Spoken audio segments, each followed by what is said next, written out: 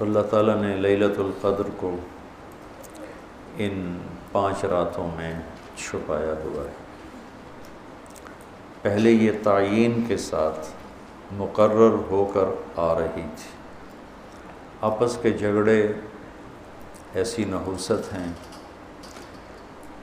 کہ آپ خیمے سے باہر آئے، 2 صحابہ آپس میں ان کی کوئی تلخی ہوگی، ان کی آوازیں اونچی ہوں گی، جھگڑا بڑھ گیا، تو آپ نے باہر تشریف لا کے فرمایا کہ میرے اللہ نے مجھے شب قدر بتا دی تھی کہ فلاں رات ہوا کرے گی، لیکن تم لوگوں کے جھگڑے کی وجہ سے اللہ تعالیٰ نے اس کو اٹھا لیا اور چھپا دیا، اور اب تم اسے طاق راتوں میں تلاش کرو، 21 میں، 23 میں، 25 میں، 27 میں، 29 میں اس کو تم تلاش کرو۔ آپس کا اختلاف صحابہ کا تھا، 2 صحابی آپس میں کس بات پہ الجھ گئے پتہ کوئی نہیں۔ بظاہر تو وہ ایک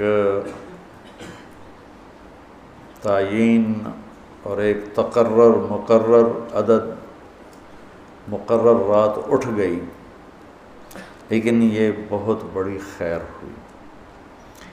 اگر یہ رات متعین ہوتی کہ 21 کی رات شب قدر ہوا کرے گی، یا 27 یا 23 یا 25 یا 29، اور آنے والے زمانے میں غفلت تو ہونی تھی، جہالت بھی ہونی تھی، نافرمانی بھی ہونی تھی، رات متعین ہو، لوگوں کو پتہ ہو آج شب قدر ہے، پھر لوگ نافرمانی کرتے تو نقد عذاب آتا۔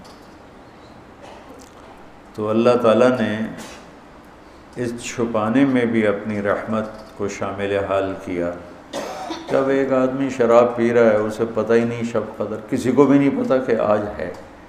ہم تو 5 راتیں چھوٹی انشاءاللہ جاگ کے، آپ تو ویسے ہی علم میں مصروف ہیں، تو چلو آپ کی برکت سے ایک حدیث بھی یاد آ گئی۔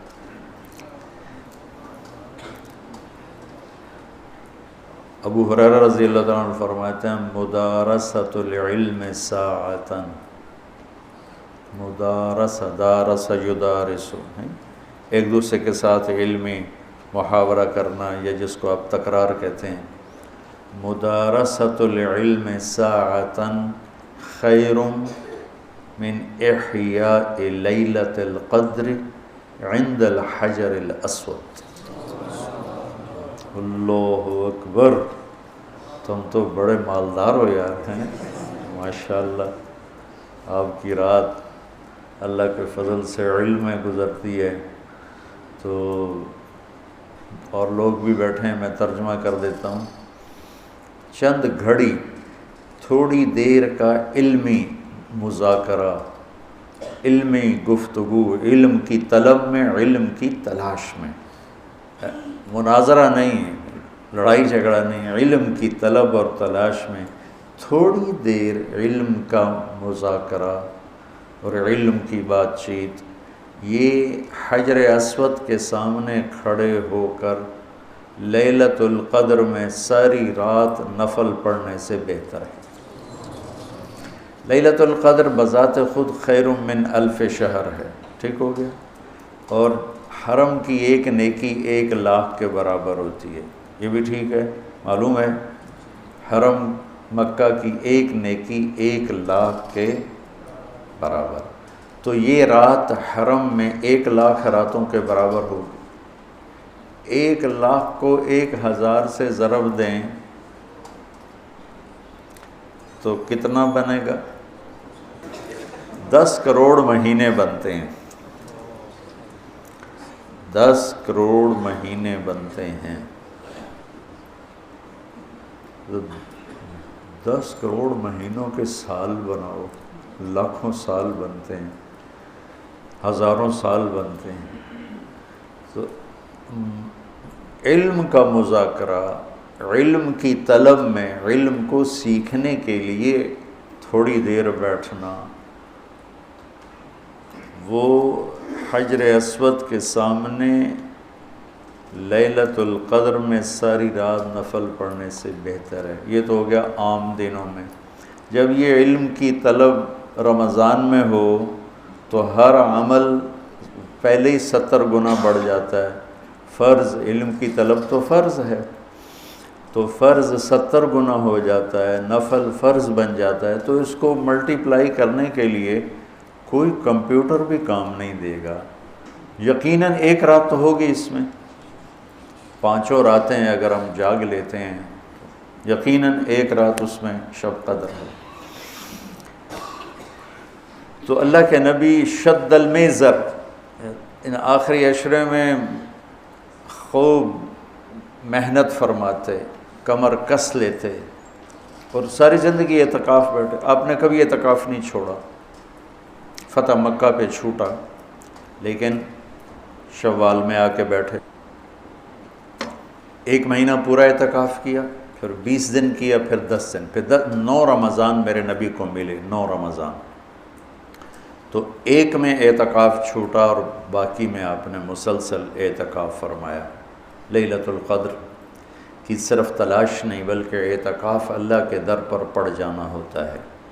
اور یہ نا ایک مناسبت ان سارے فرائض میں مجھے ایک نظر آئی جو میں آپ کے سامنے پیش کرتا ہوں، ٹھیک ہے؟ تو اللہ کی طرف سے لا الہ الا اللہ، یہ کلمہ معرفت ہے، شناسائی کا کلمہ ہے، لا الہ الا اللہ محمد رسول اللہ۔ یہ اس کو کلمہ معرفت کہتے ہیں۔ معرفت کہتے ہیں پہچان کو۔ کلمے کے ذریعے سے ہمیں اپنے اللہ کی پہچان ہوئی۔ نماز کے ذریعے اس کے اندر تعلق پیدا ہوا، تعلق پیدا ہوا۔ نماز کے ذریعے وہ پہچان تعلق میں تبدیل ہو گئی، روزے کے ذریعے وہ تعلق محبت میں تبدیل ہو گیا۔ بھوکے پھر رہے ہیں، عاشق ہوویں عشق کماویں، دل رکھیں وانگ پہاڑاں ہو، سہ سہ بدیاں ہزار علامیں، کر جانے باغ بہاراں ہو، منصور جے چک سولی دتے، جڑے واقف کل اسراراں ہو، سجدیوں سر چائی نہ باہو، توڑے کافر کہن ہزاراں ہو، عاشق سوئی حقیقی جڑا قتل معشوق دے مننے، سر نو جوڑے تے مکھ نہ موڑے، ہمیں 100 تلواراں کھنے سہے، سچا عشق حسین علی دا باہو، سر دتے تے راز نہ بھنے۔ لا الہ الا اللہ محمد رسول اللہ پہچان کرواتا ہے۔ نماز اس پہچان کو ایک تعلق میں بدلتی ہے، روزہ اس تعلق کو محبت میں بدلتا ہے، اور اعتکاف اس محبت کو عشق میں بدل دیتا ہے۔ اور پھر رمضان کے بعد ہی حج کا سفر شروع ہوتا ہے، پھر عاشق کو ہوتا ہے کہ معشوق کا دیدار ہو، تو احرام عاشقانہ لباس ہے، اور طواف مجنونانہ تلاش ہے کدھر ہے کدھر ہے کدھر، ابھا ڈیکھاں لماں ڈیکھاں، اونچے کوٹھے تے چڑھ ڈیکھاں، ڈٹھی دل کو دیواں ٹیکاں، سجن مل سم کے مر پوساں، خواجہ غلام فرید۔ ہاں تیرے کوچ اس بہانے، مجھے دن سے رات کرنا، کبھی اس سے بات کرنا، کبھی اس سے بات کرنا۔ تو مطاف کوچہ محبوب ہے، اور یہ کلمے سے سفر جو شروع ہوا تھا، یہ اعتکاف پہ آ کے والہانہ عشق میں بدلا۔ عشق نے پھر اس کو گھر سے نکالا، اس کو کپڑوں سے نکالا، اس کو زیب و زینت سے نکالا، اور اس کو بیوی سے نکالا، بچوں سے نکالا، راحتوں سے نکالا، تیل کنگھی شیشہ سے نکالا، اور بس صرف عاشق اور مجنوں بن کر یہ ابا الحب ان یخفا وکم قد کتمتہ فاصبح عندی قد اناخ وطنبا، اذا اشتد شوقی ہام قلبی بذکرہ وان رمت قربا من حبیبی تقربا، یبدو فافنا ثم احیا لہ ویسعدنی حتی الذ واطربا۔ یہ ایک لڑکی طواف کر رہی تھی، اور یہ ہے طواف کا یہ ہے موضوع کدھر ہے کدھر ہے کدھر ہے کدھر ہے.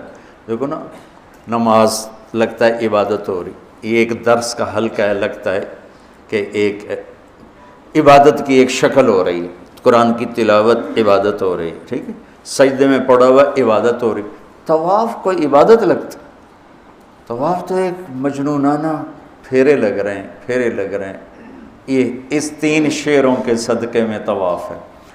اسماعیل فرماتے ہیں کہ میں طواف کر رہا تھا تو ایک لڑکی بدو یہ شعر پڑھ رہی تھی.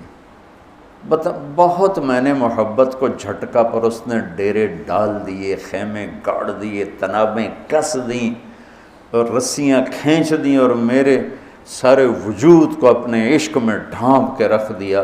اس کا نام آتا ہے میں بے قرار ہو جاتی ہوں، اس کے لیے تڑپتی ہوں، مجھے زیارت کراتا ہے، زیارت کراتا ہے، میں مر جاتی ہوں، پھر اس کے عشق میں دوبارہ زندہ ہو جاتی ہوں. اب اسماعیل جیسا علامہ اور فصیح، وہ لڑکی تجھے شرم نہیں آتی حرم میں ایسے شعر پڑھتی ہے؟ اس نے کہا لولت تو قالم احجر عن وسنی.